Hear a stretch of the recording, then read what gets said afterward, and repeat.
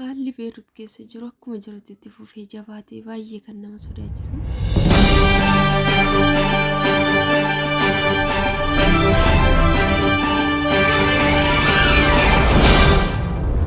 Nagaan Waaqayyoo isiniif haa baay'atu. Hordoftoonni chaanaalii koo akkam jirtu nagaa keessanii?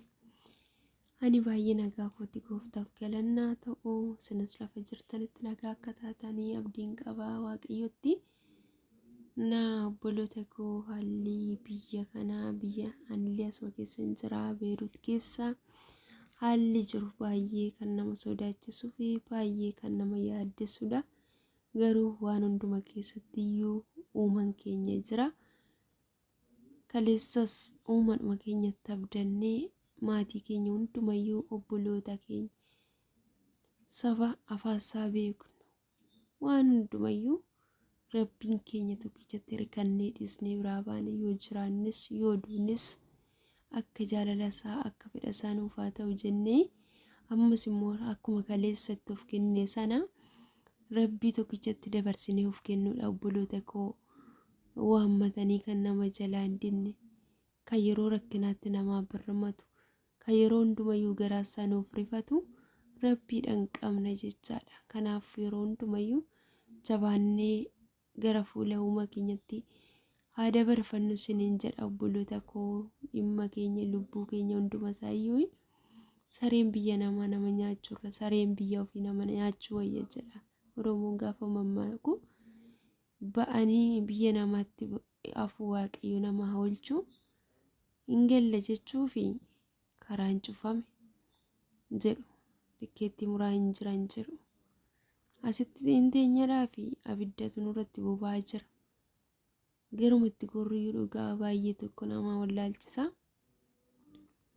Hundaafuu Waaqayyo uumaan keenya waan godheef qaba isiniin jedha obboloota koo. Obboloonni immoo mana hojjechiistota isaanii keessatti jechaadha itti cufame qoonqodhaan dararamaa. Akkasumas immoo bakka yoom jiraan namoo hinduu namoo maaltu nurra gaas keessatti jedhanii obboloonni dhiphachaa jiran hin dhabaman jechaadha obboloota koo. Egaa wanti nuti goonu yoo jiraate asirratti hundumti keenya iyyuu jechaadha akkaataa itti walitti sinnuun lakkoofsa walii keenyaa qabannee lookeeshinii naannoo keenyaallee walii kennuudhaan jechaadha. Walaa barbaannu walaa to'annu isiniin jedha. Warri immoo namoota akkasii ofitti fuutanii obbiratti gargaaruu dandeessanis fuudhaa obbiratti gargaaradha. Akkasuma ammallee bineenii kana keessa namoonni nama gargaaranii gara isaaniitti illee fudhachuu kan danda'an jechaadha. Akkasumas immoo namoonni bakka wal geenyee humna keenya warri immoo gargaaruu hin dandeenye mana namaatti obboloota keenya of bukkeetti qabachuu hin dandeenye wanta humna keenyatiin bukkee dhaabannaa hin gargaarraa isiniin jedha obboloota koo. Kanaaf iyyuu walii yaafadhaa wal gargaarraa. Namoonni akkasitti rakkataa jiraatan immoo yoo kan beektan ta'e yoo jiraate immoo nutti himaa isiniin jedha obboloota koo. Walaa gargaarru biyya namaa kana keessatti numatu walii keenya qaba malee namuu quba nu qabu. Firri keenya haati abbaan keenya iyyuu quba nu qaba isiniin jenna obboloota koo. Kanaaf wal barbaaduun baay'ee barbaachisaadha. Walaa barbaannu walaa mararfannu isiniin jedha. Sagalee immoo eessatti taaname eenyutti iyyanna namatti iyyannu na dhibee dhugaa Waaqayyo jechaan. Riippoortiin kan duraan jechaadha lakkoofsa gallakkisanii galmaa jedhanii kan maqaadhaanii bilbila nama jalaan kaasan jiran ijoollonni baay'een bilbilee namni bilbila nu jalaa kaasu hin jiru jiran. Kaan immoo cufanii deebanii jedhan iddoo hojii isaa cufanii baqatan jiran isaan lubbuu ofii isaaniiti. Isaan gaafa bakka wanta birrii irratti qofa jechaadha isaan kan isaanii Itoophiyaa maqaa dhaatanii birrii bicha nurraa loogoo ta'e malee as keessatti ijoolleen keenya dhugaa Rabbii yeroo dararamtu yeroo duunii irra ga'u yoo danda'a reeffa fudhanii gara biyyaa erguu kanarraan kan hafe ijoollee keenya akkanatti dararaman kana eessa jirtu jedhee garagaree ilaalus garagaranii ilaalan isiniin jedha obboloota koo. Garuu mindaa isaaniitti nyaatu. Kanaaf nuuf rabbumti nuuf haa dubbatu, amma dandeenye immoo sagalee keenya sooshaal miidiyaa irratti baafnee hin dudubbanna siniin jedha. Hunda caala immoo dhugaa waan hunda caalayyuu kan nama gargaaru Waaqayyo uumaa keenya waan ta'eef irraafaminaa wanta onlaayinii irratti ilaaltan kanaan haala keessa jirtan kanaan irraafaminaatu jabaadhaa uumaa keessanitti dabarsaa. Uumaan keenya immoo abidda keessatti iyyuu nu oolchuu danda'a jechaadha obboloota koo.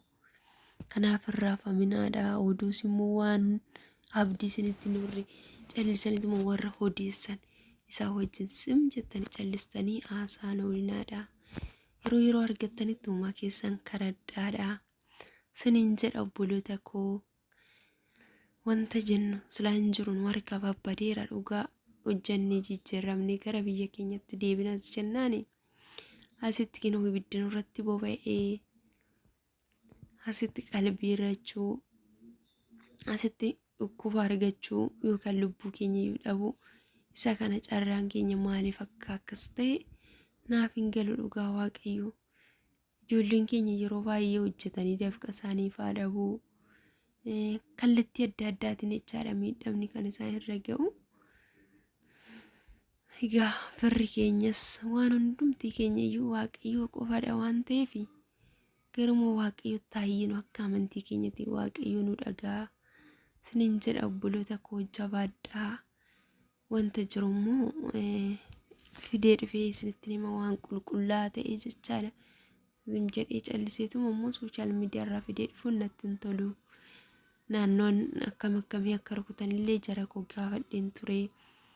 Bakka jarri wal lolan jechaadha bakka isaan buufatanii jira yoo ta'e malee bakka hundaan rukutanii isaan walitti xiqqeeffatanii walirra jiru malee bakka hunda miti jedhanii. Kanaaf warri iddoo rukutamaa jiru sana hin jiraanne iyyaadayinaadha, siqiqinaadha, simbira hin gahu.